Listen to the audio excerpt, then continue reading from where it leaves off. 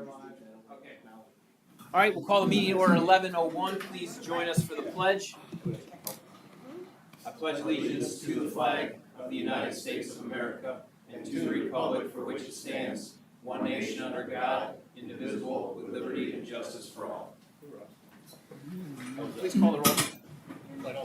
Present. Present. Present. Present. Okay. Okay, we're going to open the public hearing for the annual fiscal budget for 2026 at 11:04. Is this legal or fiscal officer going to do that? I mean, as chairman, you could open it. I opened it. I'm saying just reading the Would you like, I'll read the proposed budget. proposed annual budget for the township for the fiscal year commencing January 1st, 2026. Property taxes, all funds, $8,859,949, plus all other sources and funds of $3,615,893, for a total of $12,475,842. Under our expenditure side, under the general fund, $1,277,976. Motor vehicle license fund, $50,000. Gasoline tax fund, $150,000. Road and bridge fund, $2,068,049. Police district, $1,614,309. Fire district, $7,088,758. Permissive license tax fund, $100,000. Street light assessment fund, $91,685, and the One Ohio funds, $10,000, for a total of $12,450,777. Okay. Is there anyone to speak in favor of the proposed budget? Anyone to speak against? Hearing none, we will close the public hearing at 11:05. Question for you. Okay. You didn't read the last two, there was $0. Does that matter? It does not matter. Okay. We have it written. Okay. So public hearing's closed at 11:05. Okay. Summary of the work session, please. Oh wait, I need a motion to approve the minutes from the May 27th, 2025 meeting. So moved. Second. All those in favor? Aye. Sorry, I missed that one. Summary of the work session, please. Okay, today during the work session, we entered executive session under Ohio Revised Code 121.22 to discuss an application for economic development, composition of the fire department, and employment compensation for employees not in the collective bargaining unit. We entered that at 9:02, and we reconvened the regular work session at 9:36. That time, we briefly discussed the Next Gen 911 final plan that was submitted by the Lake County Communications Office. The upcoming foam party that we will host for the PTO winner from Riverview. And I gave an update on the pickleball classes that are being offered by the township this year at Haddon Park starting tomorrow. Current Service Director Bill Thompson recapped his 46 years of service with the township and everything that he has done and seen in those 46 years, which we cannot thank him enough for. The amount of service that he has put into this township is immeasurable, and he'll be missed. Assistant Service Director John Cotterlick updated us on the current road projects that are happening, and updated us that the concrete projects should start late or in July or early August. Updated on the Haddon Park parking lot expansion that the pavement's complete. We just need to have it striped, which should happen this week or next, and an update on the equipment at the service garage. Zoning Director updated us on the new vendor he's requesting to have approved for our zoning software. We discussed door-to-door vendor violations, the noise notice that we are requesting coming from the Painesville Speedway to the new home buyers and the upcoming developments, and business use questions related to 427 Newell Street. Fire Chief discussed the repair timeline on engine 2713, door replacement options at Station 2. We have a new firefighter joining in the part-time department here today, I believe. Updated on the numbers for Grand River costs, and they attended the career fair at Auburn last week, which seemed to be well attended. The assistant fire chief updated us on the run numbers in Grand River for the past month. The PM maintenance was done on the truck recently and appears to be in good working condition, and thought this was his last meeting, but it is not. Okay, that's all I have. Okay, get to the public portion. Any old business from the floor? Any new business from the floor? We just ask you come to the microphone, state your name and address for the record, please.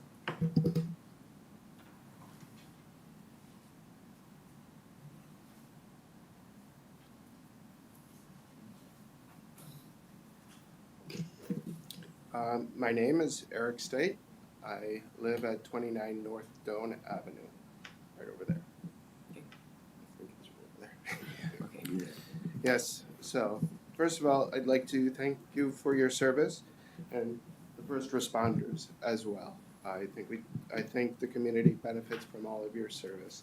So, okay, what I'm about to bring to your attention is something that appears to be small and insignificant.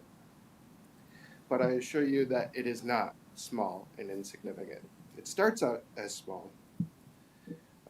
So I kindly ask that you withhold making any decisions until all facts are known.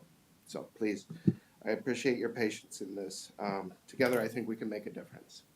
So my first question, I have a number of questions here, and based on the answers, I will provide more information.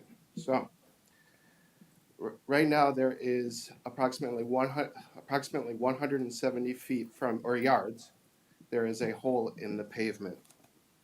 That hole in the pavement, I might not have enough copy. So it is at 34 North Doan. It happened on, You could, yeah. Give it to those guys in the front row. We'll take it. There you go. okay, so this is not exactly the issue. Mhm. This is the beginning of the issue. So this hole happened on March 14th. So, first of all, are you aware of this hole? Oh, yes. Okay. So what are the plans on repairing it? I have seen them saw cut around, and the hole remains. Do you? Yes, we will put it as part of our road patch project. We'll dig out that section that has been saw cut and replace the asphalt. Okay. Do you know approximately how much it might cost? Total cost of the repair? $150. Okay. Do you know who is responsible for repairing it? The financially responsible for repairing it? That will come out of the road repair funds. Okay. So taxpayers ultimately will pay for that, correct? So, do you know what caused that damage? Yes, the electric line fell on the road and burned a hole in the Okay. asphalt. So, based on the cost to repair it, has a claim been submitted to CEI, or the electric company, to be reimbursed so that the taxpayers should not have to pay this bill? No, there has not been a claim filed with them. Is there an intention to file a claim? We don't know the answer to that yet. We have not made a decision. We have 2 years to file a claim.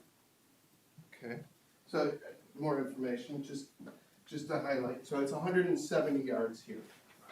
So what occurred was a high voltage power line broke, snapped, went into the road. Very dangerous to the public. Does anybody know the root cause? Why, on a perfectly nice day, it was March 14th, it was 70 degrees, it was noon, the wind was blowing at 12 miles an hour. It was the nicest day of the year from a very difficult winter.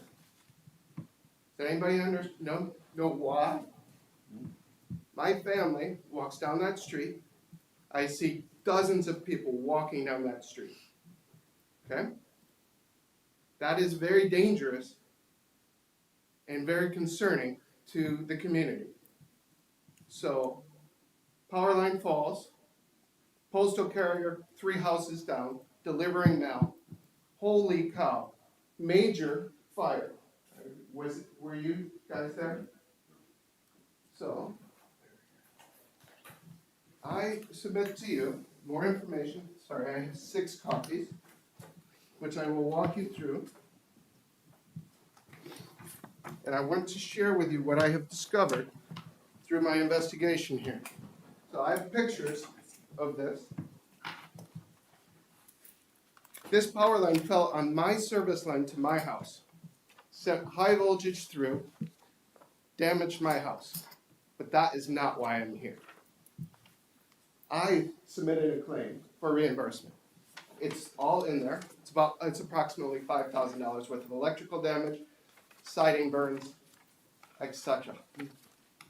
So not great. You submitted to First Energy, CEI Cleveland. Good luck trying to figure out who it is. But I did. I called them. They called me back days later. I call them. I submit. I go through the entire process. I submit them the package of information. Most of the package of information I sent to you. Okay. So I started to investigate because I was very concerned. Much like a perfectly good plane falls out of the sky, and you want to know why. Then a house explodes. You want to know why, so you can learn from these things, right? So I submit the claim, and the response that I get from them is very straightforward. Basically, they are sorry for my loss. They are not responsible for this in any way, shape, or form. It was an unforeseen equipment failure. Unforeseen equipment failure. On a perfectly nice day, sunny day, 70 degrees, 12-mile-an-hour winds. So then, you completely engulfed in these, the power line's being engulfed in the trees.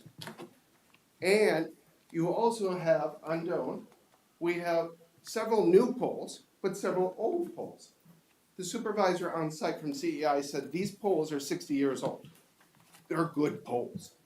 But yet we have several new poles on the same exact street.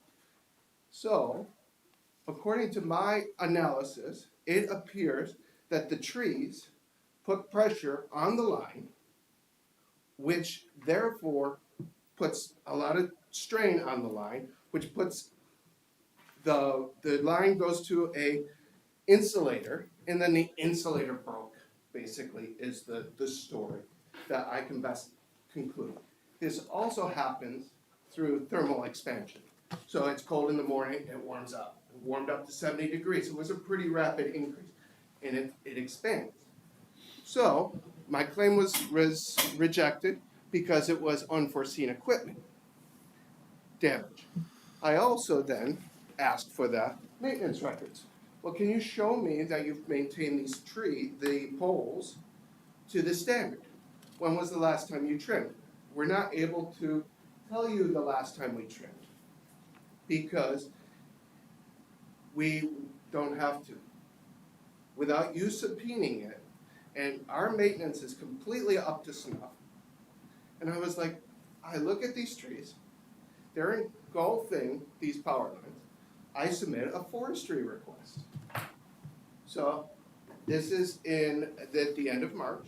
I was like, well, I need to inform them that they need to trim these trees.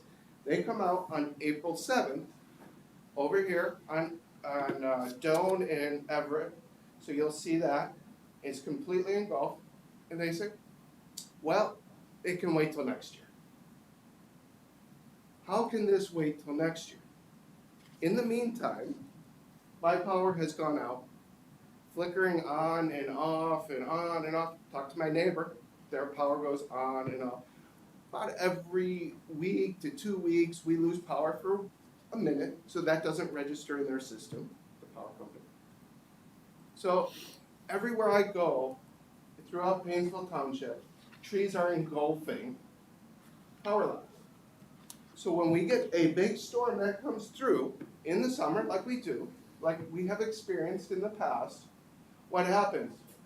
Wind pushes the tree on the power line, we lose power for days like we have in the past. So what happens is the power company says, act of God, we're not responsible. Somebody's tree fell on it. And they are required to trim trees every 5 years according to the tariff. But there is also a Ohio revised code that says they must achieve a safety standard from 2017, electrical safety standard, that says how much distance between the power line and the tree there should be. Between, I believe it's 5 feet. Well, we're nowhere near 5 feet. So, they won't give me any evidence.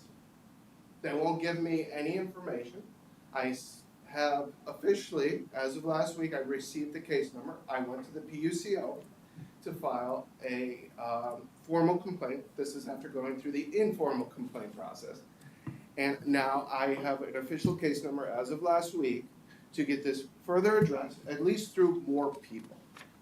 So, what I have a couple of asks that I would really, really like to for us to work on together if this is deemed appropriate.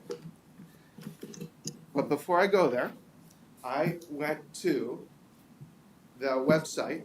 Every year, the power company must submit a statement of where do they stand in terms of maintenance. Well, currently, from 2018 through 2024, there are approximately 14,022 remaining maintenance requirements that are not up to date. So we have 28 from 2018, 111 from 2019, 2020, seems like a long time ago, there are 3,485 deficient poles by CEI. I think I have deficient poles on North Dump. I think there's a lot of deficient poles throughout the township. Everywhere I go, there are old poles and trees engulfing power lines. So I do not believe Painesville Township is special in this. I believe we have to address this as a community. So, first of all, I have 4 asks. Number 1 is I would like you to file a claim to get reimbursed for the road. I do not believe taxpayers should do that. You can review my claim. It's a fairly simple process. You will subsequently likely get rejected because it was equipment damage that they're not responsible for. Has nothing to do with the maintenance that they haven't done or they're willing to divulge. I would ask that you would ask them to divulge that information and share that information with the community. That addresses the financial requirements that we are responsible for. They did damage to community property, they should have to pay for it, much like they should have to pay for mine. But I'm going through the process. I do not expect the township to do anything about my problem. But there is a township problem. I would ask when you leave today that you inspect or just look up and look at the power lines and look at the beautiful trees that we have that are engulfing these power lines. And when the wind blows, even a little bit, it adds pressure. So I would ask you to look at it, see if my visual inspection is consistent with yours, and that these are a danger to society. When a high voltage power line falls on the street on a perfectly nice day, we are all responsible for keeping everyone safe. So that is a danger. I would ask that you would ask CEI as trustees, ask CEI, we would like to know, as you're providing power to our community, what is your deferred maintenance?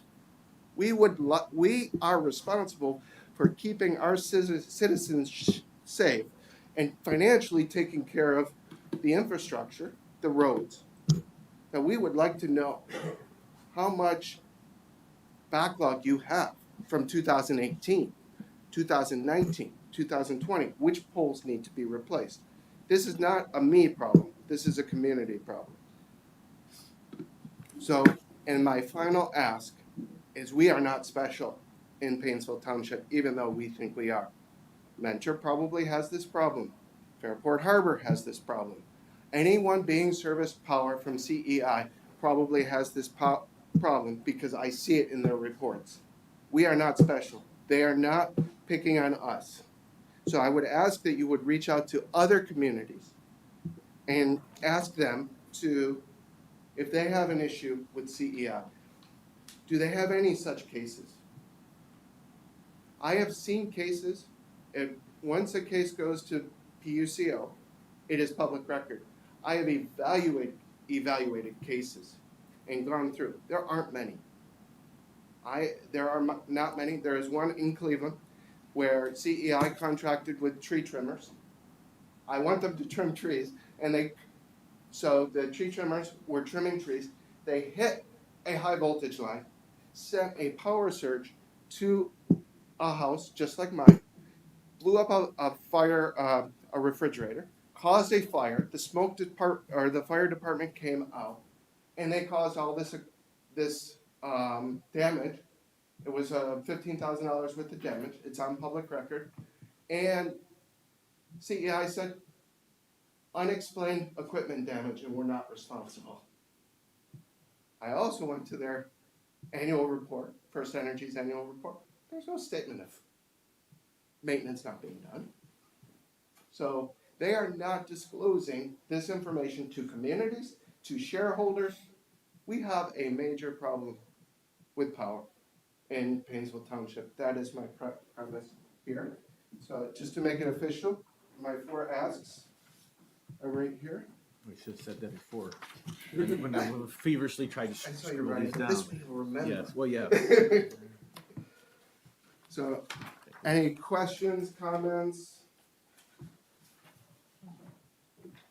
I think we have a community liaison with First Energy. You do, That's the first- what is it, She's Wednesday? out on medical leave till September, but we do have a new contact, right? temporary, yeah. I lose power true 3 times a year. Trees, Barrington, just down the street here. I lose power 2 or 3 times a year from trees knocking down power lines. I'm on Barrington, just down the street, so I sympathize with you. The first question when I submitted a claim was, so whose tree fell on the power line? And I'm like, no tree fell on the power line. Well, was it an owner's tree? And I'm like, no tree fell on the power line. And they're like, okay. So from a right-of-way perspective, they're supposed to be maintaining it. My guess is, because they said it was going to be trimmed next year, that we are four years into the maintenance schedule on tree trimming. But they're way behind on tree trimming as well. So are we 4 years or are we 8 years? And I'll be completely transparent with you, the road problem, I don't think I should have to pay for it as a taxpayer. But I also think the community's not safe. I walk down that street. So the question is this in your jurisdiction, your responsibilities to help me address a community power issue? Because I am outnumbered. They are bigger than me. They are more powerful than me. They have bigger attorneys. And everybody needs power. So I can speak. We appreciate you coming in and sharing this with us. It's definitely valid concerns. To echo what you're saying, they're bigger than you. Just so you know, they're bigger than us. They're bigger than Lake County. They're bigger than the state of Ohio. So there is. I'll tell you, not to say this. We won't, look at this and see where we can assist, but just kind of setting some sort of expectations here. They're bigger than anybody can really do, and even the state, I think, is not going to be able to have much power to do much with them. Now, again, like I said, we will definitely look at this and where we can help. By all means, that you're not wrong, and it doesn't matter what community you drive through. And I think you'd even be challenged to drive through Painesville City, who has their own power plant or electric department, and see that they face the same issues in Painesville City, and those aren't even CEI. I think it's a common problem, no matter what community you're in, no matter what the servicing agency is for power. I think it's just a problem that exists, and I don't know if they'll ever be able to keep up with, I'm just assuming, with the amount of trees that are on lines and the amount of lines they have. If that's something you could, ever be able to, it's almost like painting a boat, right? You start at the front, by the time you get around, you got to paint it again. It's almost one of those problems. Can they ever keep up? I don't know. But I do know that I can't disagree with you that I drive by all the time and say, geez, oh man, those power lines are on those trees, right? So, is there something we can do to at least raise awareness with them and voice our concerns? By all means, yes. I just want to set expectations that we're a small community, and the power that we would have with this conglomerate, right, that is really spans states across the nation under different names, but essentially it's the same companies or a group of companies. We're going to be very limited in what we can accomplish, I believe, but that doesn't say that we won't try or speak on the behalf of you and our community, because that's what we're here for. I just hope you know that we're up against a much bigger beast than anybody could ever tackle. And I'm just letting you know that in most, a lot of times there's things that we can call and get things done, but just dealing with them and trying to get an electric pole to get power run to our park was years of just getting that done to the new park over on Haddon. So based on the type of response we got for something we're trying to give them money for, to pay for to get done, I can say that, it's going to be a challenge. But you're right, they did cause damage to our road, so I can't disagree that it's something that if there is a way for us to recoup that fund for our community and our taxpayers, we should pursue that. And if it's possible, we'll do that. I don't know, sometimes I don't know what the law is. Is something our legal would have to look into. Are they exempt from those type of things? There's a tariff that they, as long as we can prove that they have maintained, and no one did it intentionally, they're not responsible. Mm-hmm. But they're not willing to disclose their maintenance records.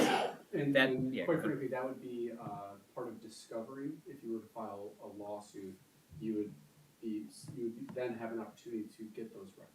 This is why we're best friends right now, Well, because for that's- me to file a lawsuit is not free, but the township has an attorney that could. Not free though. Yeah, so then now comes to balancing the scales, right? And I understand where you're coming from, because yes, they did damage to our road, and we have road department guys, and some costs will incur. But then you have to say, is the $150 or whatever it may be, the number threw out there, even $500, by the time. Or 5,000. But I mean, that's where I'm at. But what I'm getting at is, by the time we pay to all of the associated costs, legal fees, filing fees, etc., to go along to recoup that $150, are we further injuring our community more than to recoup? So it's So the issue is not the money. Well, it's not the money about the road. The money is important. It's not zero importance, right? Yeah. I don't ever expect to see any reimbursement for it.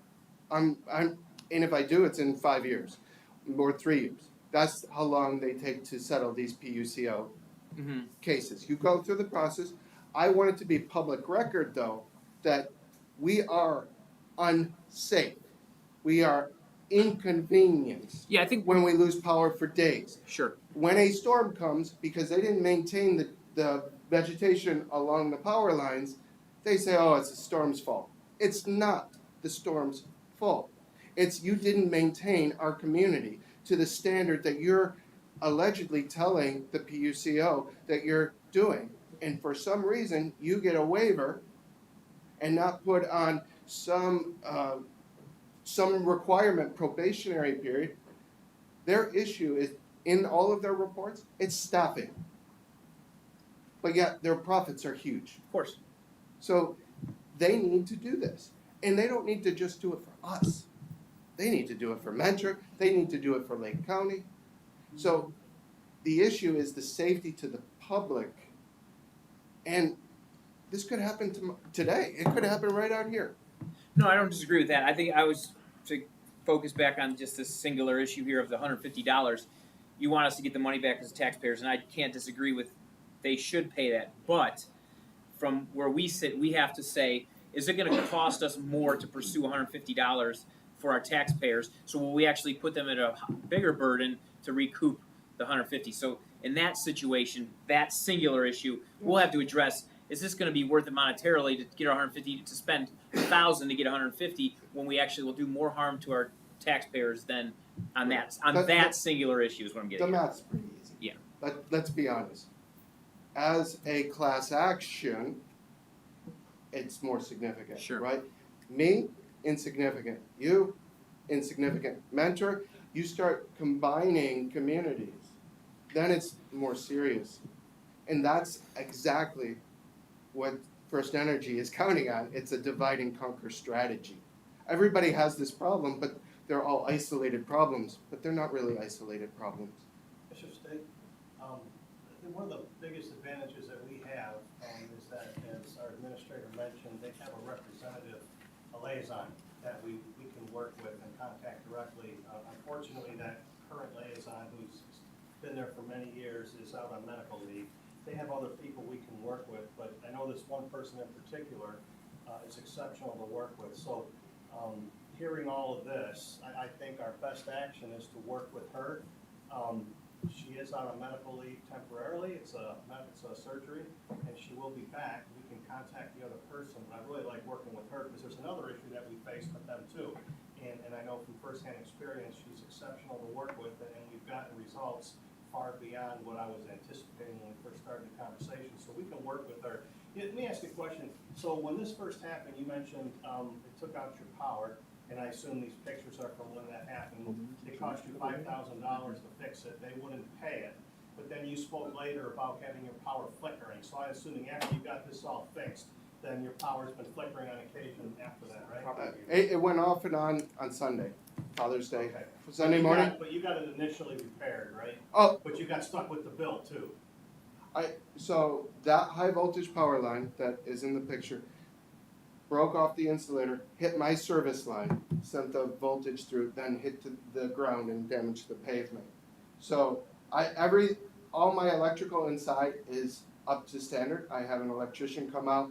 I replaced all the switches. There were like 25 smart switches that all shorted out, a toaster oven and other electronic stuff, UPS, battery backups, UPSs. So I am as close back to whole as I can be from an electrical perspective.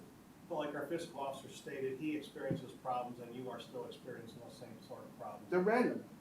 Right, and the day this happened, it was a nice day like today, and there was nothing out of the ordinary. And 70 degrees. And so the main company said it was an act of God, and therefore they're not responsible. It was equipment failure, but not their fault.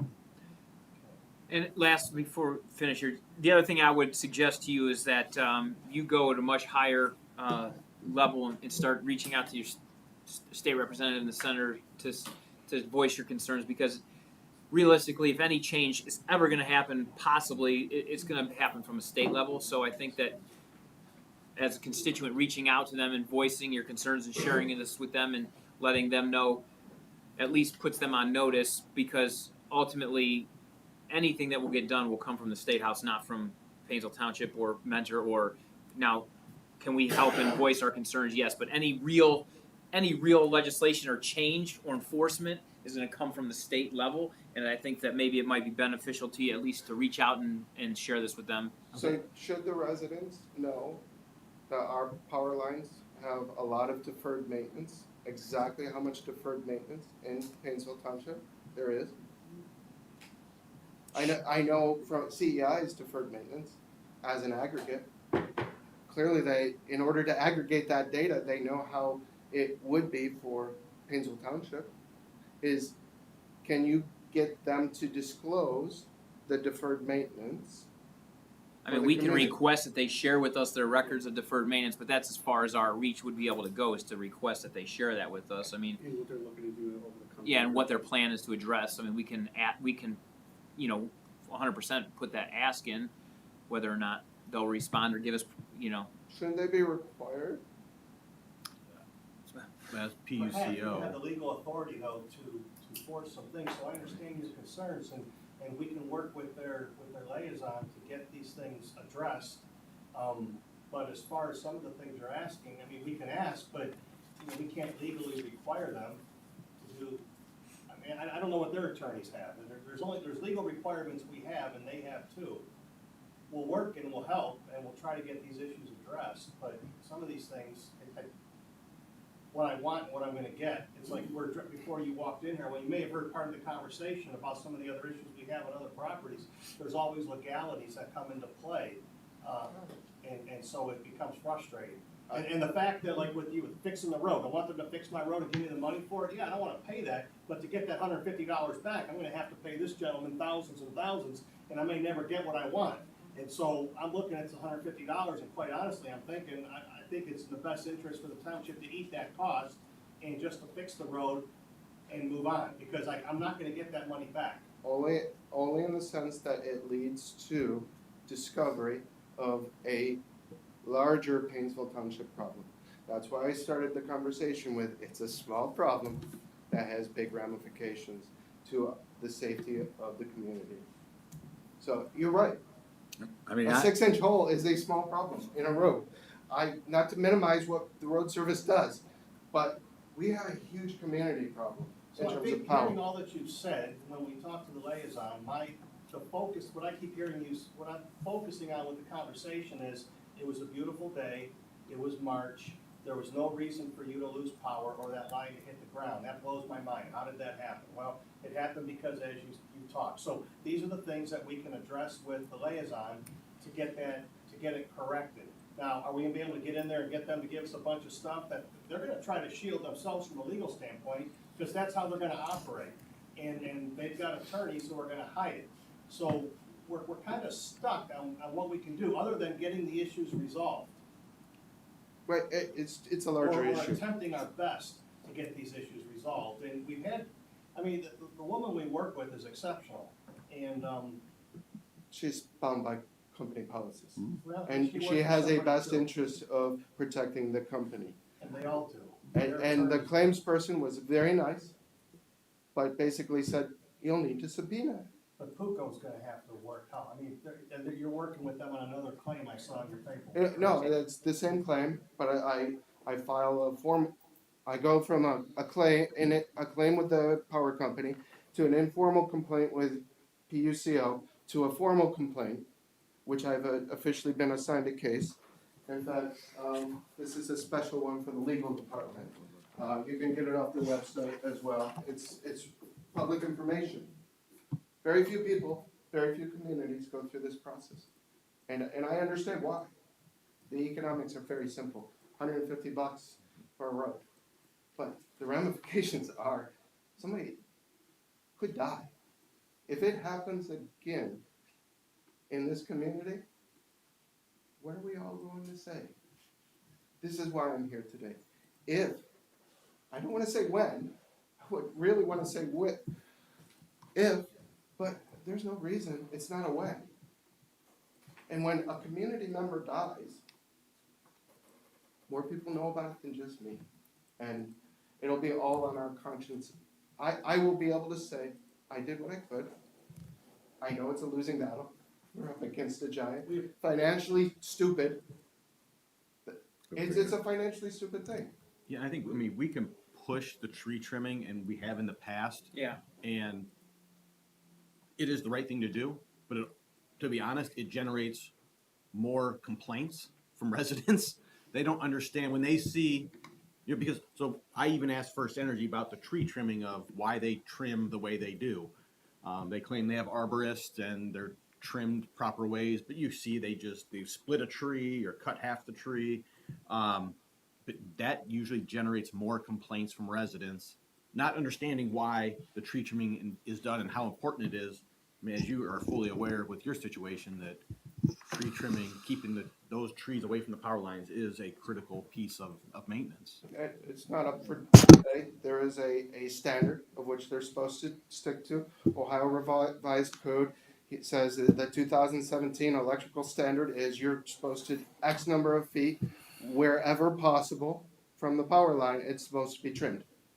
They're not sticking to Ohio Revised Code because they go back and say, PUCO, our tariff says, well, we'll trim the trees every 5 years. Well, trees grow at different rates. You should trim it when you need to trim them.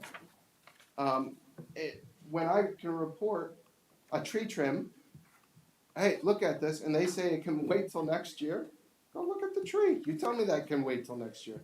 Yeah, if you want the same exact problem to happen again. So, yes, I have read online, everybody complains. If you love trees and they hack your tree and it doesn't look as beautiful, but you have a nice power line, people like to complain when their power goes out. People like to complain because the tree gets trimmed. And I can appreciate both sides of it. I think when a high voltage power line falls on a street on a perfectly nice day, something needs to be addressed. So, Don't disagree. Thank you for Thank taking the you. time Thank you. and your detailed report. Yes, appreciate it. thank you. Okay. I think that's it. Anything else? Okay, Lake County Sheriff's Office?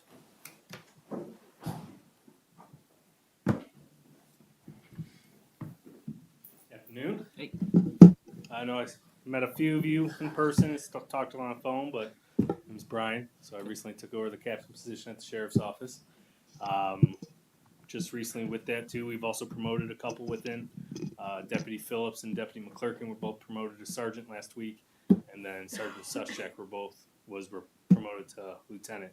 That was all in place of Captain Patterson's retirement at the end of May. So thank you for having me.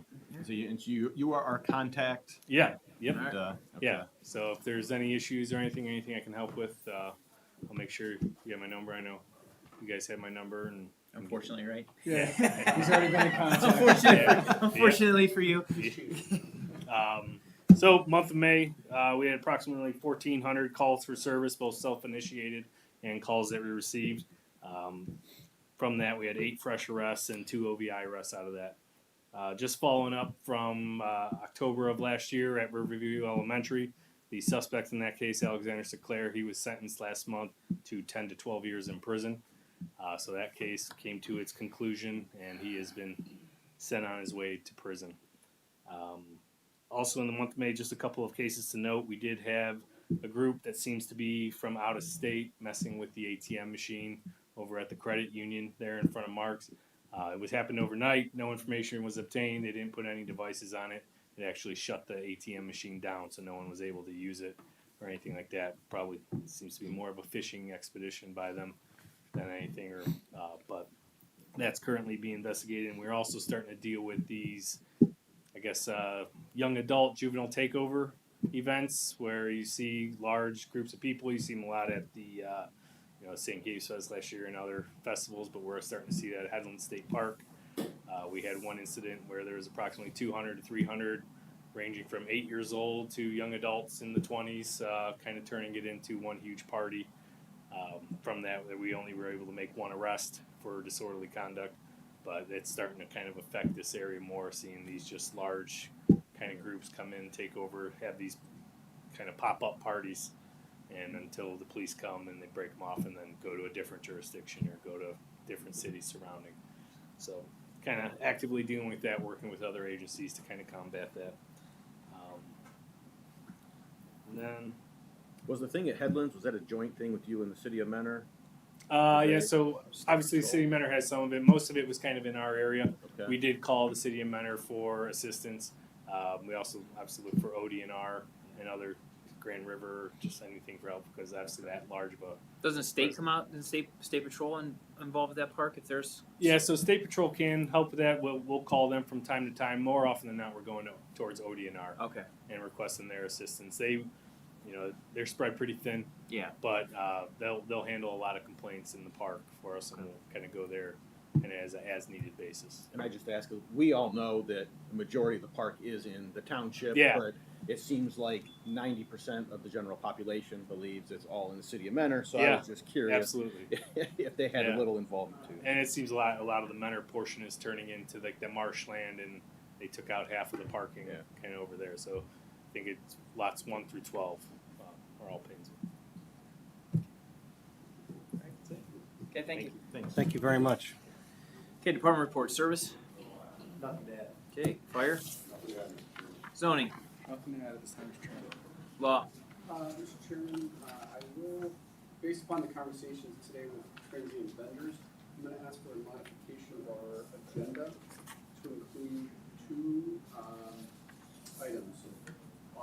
So as you know, I'm gonna ask to modify the agenda based upon the conversation with transient vendors today.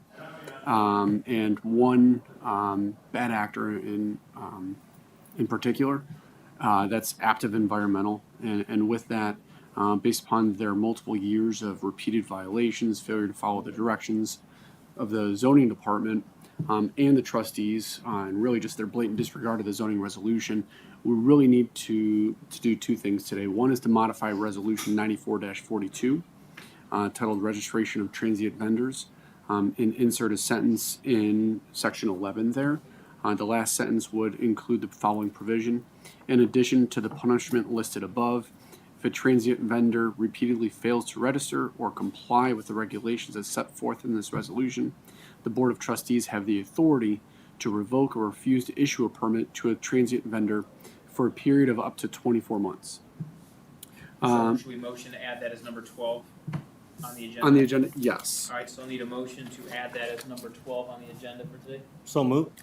Second. All those in favor? Aye. Okay, so that's added. And then one more request then, if that resolution does pass, I would ask that the trustees would entertain a motion to refuse the issuance of a transient vendor permit to Active Environmental pursuant to the township's registration of transient vendor resolution for a period of 18 months.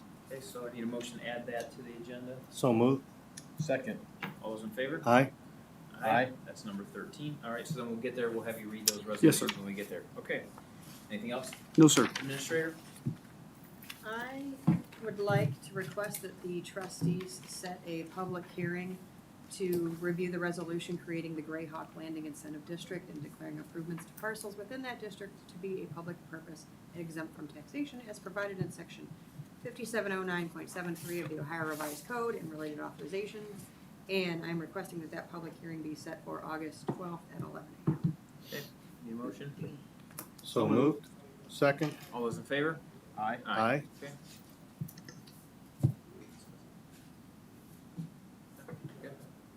Okay. Is that it? Anything else, Administrator? Okay, moving on. Fiscal Officer. Yes, I'd request a resolution to amend the permanent appropriations for the 2025 fiscal year for the following amounts. General Fund, $2,048,231. Motor Vehicle License, $158,333. Gasoline Tax, $283,333. Road and Bridge Fund, $2,095,190. Police, $1,603,887. Fire District, $7,664,357. Permissive motor vehicle license, $158,333. Lighting assessments, $91,685. One Ohio funds, $42,620. OPWC grant, $300,000. ARP, $5,385,000. Nope. I'm sorry, $5,385.51. And TIF, $538,686 for a total of $14,990,040.51. So those amendments are mainly for the general fund for the purchase of the 3 service trucks that are coming. So moved. Second. Discussion. Discussion, go ahead. So the statement, yeah, I understand the amendments for the purchasing of the service or the trucks. Yeah, nothing else changed. And it says, and for the paving of the I-STEM parking lot. Just Yeah. want to make sure, I mean, just to clarify that paving, those paving expenses will be reimbursed, or we're receiving a contribution to offset. Yeah. to offset that. So while we Partial did have offset. to change the appropriations, we are receiving additional funds from I-STEM for those costs. Anytime we receive any funds from something, we have to increase our appropriations to spend them, so. Just because we're increasing the appropriations doesn't mean we're actually increasing our net spending. Okay, thank you. And then second point, would you please reread the police dollar amount? The police dollar amount is $1,603,887. Thank you. Anything else? No. Okay, all those in favor? Aye. Aye. So the amendments go That was for the upper portion, explanation of the Yes. appropriations. So then I request a resolution to adopt the annual budget of Painesville Township for the fiscal year coming January 1st, 2026, as presented in the public hearing. Commencing January 1, 2026. Commencing January 1, 2026, sorry. So moved. We read it in the public hearing. That'd be- They were, are you reincorporating the language and the numbers that were discussed at the public hearing? That's what I said. Yeah, we I just- incorporated yeah. that. You want me to read them again? I mean, I read them. You can read the bottom, it's probably best to do the bottom line, the receipts, total, and expenditures. Total receipts of $12,475,842, and total expenditures of $12,450,777. So moved. Second. All those in favor? Aye. Aye.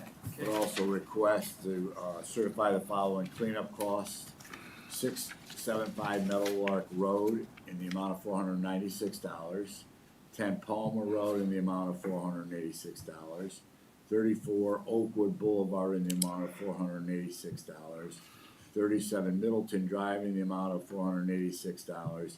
And 882 Beechwood Avenue in the amount of $538. So moved. Second. All those in favor? Aye. Aye.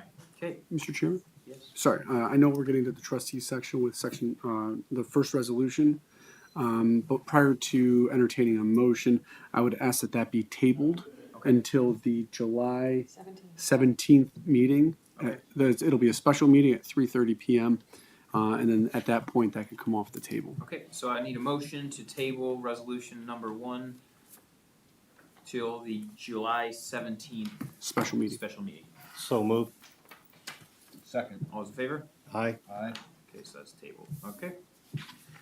All right, then I need a motion to adopt a resolution determining that a petition to establish a village as a casement community authority is sufficient and complies with the requirements of section 34.03 of the Ohio Revised Code in form and substance, setting the time and place for a public hearing on the petition, authorizing the notice of publication of such hearing, and approving related matters to when it. First, there was it's section 349.03. 349.03. Okay. And what are you asking? So this is establishing, So- setting the time and place for the public hearing, Correct. which And is July 17th at 3:30. so just to clarify for the trustees, a petition was filed Right. to create the community, the NCA, and this resolution determines that it is in compliance with the statute and sets it for a public hearing on July 17th at That's what I was 3:30 looking for, the p.m. date and time. to include. Okay. Okay. Okay. So moved. Second. All in favor? Aye. Aye. Aye.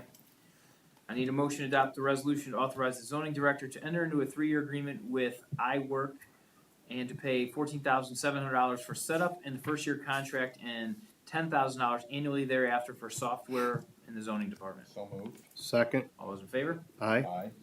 And that will be replacing our current software at a savings and better operations. Correct. Correct, okay. I need a motion to adopt a resolution to approve payment to Titan Asphalt Paving, the amount of $70,000 for paving at the iStem Haddon Park. We will be receiving money from iStem to help these costs. So moved. Second. All those in favor? Aye. Aye. I need a motion to adopt a resolution to hire Cormac Lally effective June 17th, 2025 with a starting rate of $19.43 per hour for part-time firemen. So moved. Second. All those in favor? Aye. And this is a big one. I need a motion to adopt a resolution recognizing and congratulating the Riverside High School girls softball team for winning the 2025 Division II State Championship, which is the first state championship for a team in Riverside history. So moved. Second. All those in favor? Aye. Aye. I need a resolution honoring William Bill Thompson for 46 years of dedicated service with the Painesville Township and celebrating his retirement. So moved. Second. All those in favor? The dramatic part. I know. Aye. Aye. Discussion? No. Aye. If you didn't approve it, is he not allowed to retire? Yep. He's not allowed to retire. That was the hope. Oh. I need a resolution approving the Lake County Next Gen 911 Program Final Plan as attached. So moved. Second. All those in favor? Aye. Aye. Aye. Need a resolution to adopt the contract for fire protection and emergency medical services between Painesville Township and the village of Grand River. So moved. Second. All those in favor? Aye. Aye. Aye. Number 10, I need a resolution amending wage rate as attached in Exhibit A. For So Painesville- moved. For Painesville Township employees. Well, who else would we be amending rates for? I don't know, but non-bargaining employees, rather. Okay. Next second day. Second. All those in favor? Aye. Aye. Aye. I need a motion, resolution appointing John Cotterlick as Service Director effective July 1st, 2025, but are at the rate is it, That was just passed in number 10. that's what that was. Yeah. Okay. So I'm not the only one. Yeah, that's what had me confused. Okay, I get it now. All right, so we'll repeat that. Resolution appointing John Cotterlick as Service Director of Painesville Township effective July 1st, 2025. So moved. Second. All those in favor? Aye. Aye. Legal? Congrats. 13. Yeah, so resolution number 12 would be a request to modify resolution 94-42 titled Registration of Transient Vendors to insert in the last sentence of number 11 of said resolution to include, in addition to the punishment listed above, if a transient vendor repeatedly fails to register or comply with the regulations as set forth in this resolution, the Board of Trustees have the authority to revoke or refuse to issue a permit to a transient vendor for a period of up to 24 months. So moved. Second. All those in favor? Aye. Aye. Aye. Number 13, it would be a request to, there would be a motion to refuse the issuance of a transient vendor permit to Aptive Environmental pursuant to the township's registration of transient vendor resolution for the period of 18 months. So moved. Second. And does that include any sub-companies under that parent company then? Yes. Okay. All those in favor? Aye. Aye. Question, how do you know who's sub-companies? Well, if they come in and he looks them up and finds out that Aptiv is their parent company, then he can. It's a subsidiary. Subsidiary of them. Okay, Yeah. so that's part of the process Sean takes on. Yeah. Okay. Because sometimes companies can form shells or, to get around stuff, so. Okay, so limited home rule resolutions, I need a motion, are we adopting or are we just? No, there's been no discussion, so. So it just gets to be the third reading. Yeah. So this is the third reading of Home Rule Resolution LHR 2025-0001, creating a registration of foreclosing mortgage property and vacant property, providing for purpose, intent, and applicability of the resolution requiring the registration and maintenance of certain real property by mortgagees and vacant property by owners, providing for severability and an effective date. That is the third reading, and we will need a motion to table this until our next regular scheduled meeting, which is July 8th. Oh, July 8th at 11 a.m. So moved. Second. All those in favor? Aye. Aye. Anything else? No. Okay, motion adjourned at 12 o'clock. So moved. Second. All in favor? Aye. Okay.